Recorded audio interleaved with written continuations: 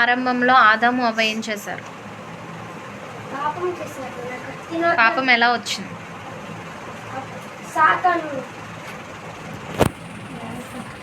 పాపము దేని ద్వారా చుట్టుకుంది? దేన్ని అతిక్రమించారు?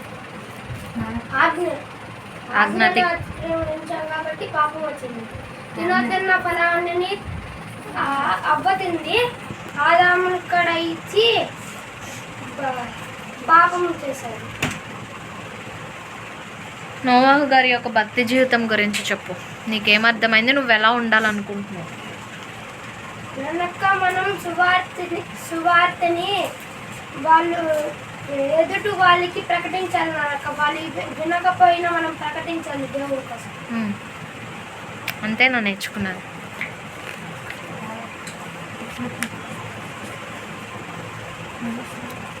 Thirty seconds time. నోవాహు గారి భక్తి జీవితం నువ్వు అంతే నేర్చుకున్నావా?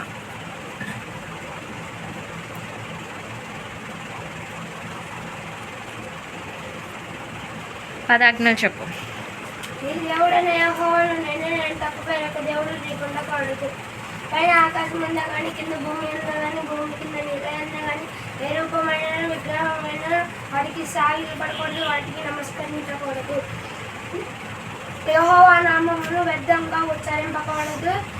విశ్రాంతి దినమును పరిశుద్ధంగా ఆచరించుటకు జ్ఞాపకం. దీని వివరణ చెప్పు. విశ్రాంతి దినమును పరిశుద్ధంగా ఆచరించడానికి జ్ఞాపకం పెట్టుకోను. వివరణ చెప్పు. మనక్క 6 దినాలు మనం కష్టపడతాం మనక్క. 7వ దినము మనం విశ్రాంతి తీసుకోవాలి మనక్క. దేవుడి సన్నిధిలో వాక్యంని మనము వాక్యం విని మనం ఈ 6 దినాల్లో ఏమైతే నోటి మాటలో చూపుతో చేసిన పాపాలని ఒప్పుకోవాలి మనక్క. ఎలా ఆరాధించాలి దేవుని సన్నిధికి వచ్చి? ఉదయం పాపాలు ఏమీ లేకుండా, పాపాలు హృదయంలో ద్వేషాలు అసూయ ఏమీ లేకుండా.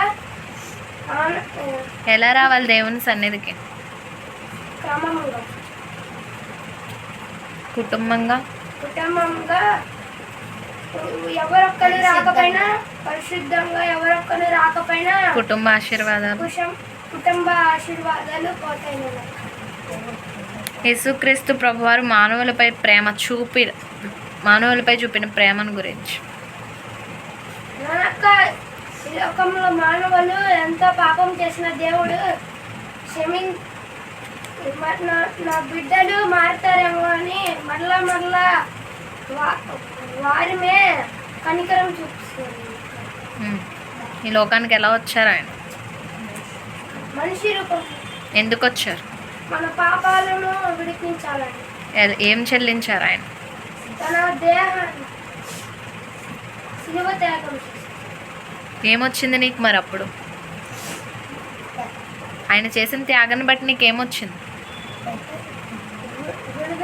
దేని నుండి విడిపింపబడ్డావా? మరి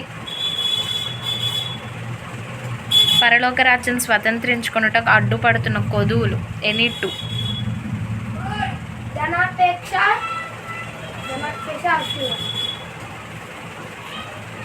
గొర్రెలను కాచుకునే దావీదు ఎందుకు రాజుగా ఎన్నుకొనబడ్డాడు? దేవుని చేత ఎన్నుకొనబడ్డాడు. ఎందుకు?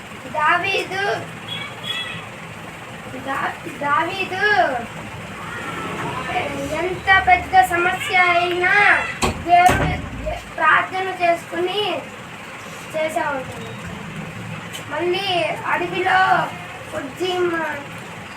స్తుతించేవాడు. వెనుకబంటుని సింహాన్ని చీల్చివేసేవాడు. దేనికి చీల్చేశాడు? దేనికి చీల్చేశాడు? వెలుగుబంటిని సింహాన్ని ఎందుకు చీల్చాడు? గొర్రెలను కాపాడుకుంటా, తన ప్రాణాలను సైతం కూడా లెక్క చేయకుండా తన గొర్రెలను కాపాడుకుంటాకి చీల్చివేశాడు. తన పనిలో నమ్మకస్తుడు లాగా ఉండేవాడు.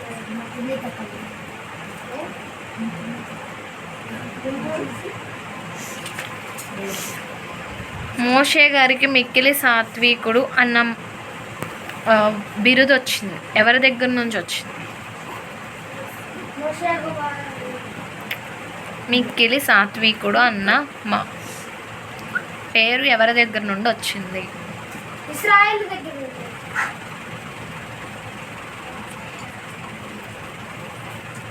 దేవుడి దగ్గర ఉంటుంది. ఎక్కడొచ్చింది? ఆ మిక్కిలి సాత్వికంలోనికి తీసుకురావడానికి దేవుడు ఎక్కడికి తీసుకెళ్ళాడు? అరణ్యంలోకి గొర్రెల కోసం అప్పుడు ఏమైంది? మోషే కోపమంతా. తగ్గిపోయింది. ఆ తర్వాత ఏమిచ్చాడు దేవుడు? సాత్వికమైన మనసు వచ్చాక ఏం పొందుకున్నాడు? దైవ ఆశీర్వాదం. అదే ఆశీర్వాదం.